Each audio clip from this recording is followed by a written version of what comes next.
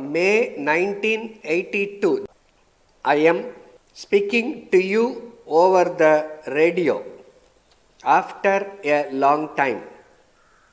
There are many things that I should like to talk about, as much has happened during this interval. But today I shall speak to you chiefly about our food situation.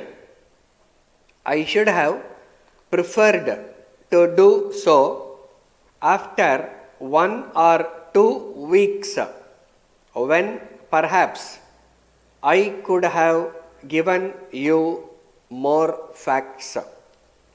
Our food minister is touring the states in order to discuss with the state ministers so that he can take personal stock of the situation and decide about the steps to be taken. He has not yet finished his survey of the situation, so I cannot for the present talk to you in detail.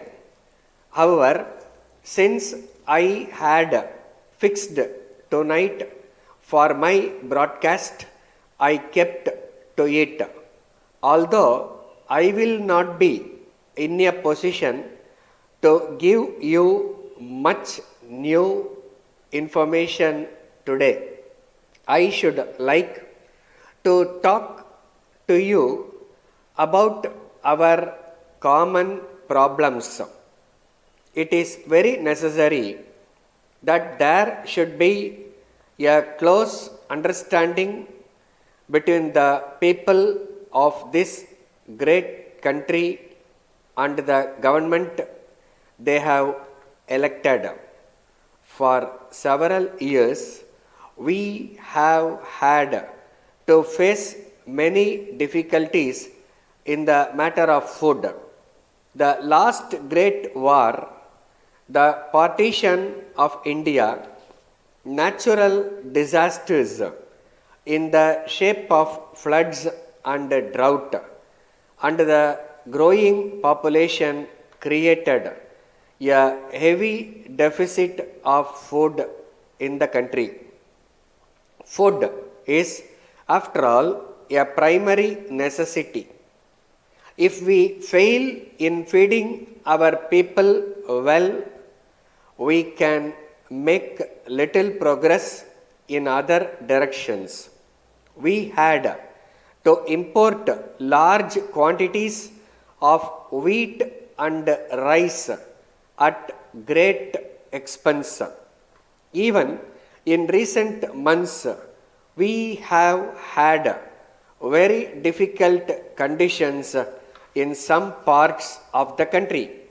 Some districts have been particularly unfortunate. They had severe drought for some years continuously. We sent our army for relief work, and from all accounts they did a very good job of it indeed. Steps are being taken to reduce the prices of wheat and rice all over the country. This is the background of the food situation, and it seems to be satisfactory.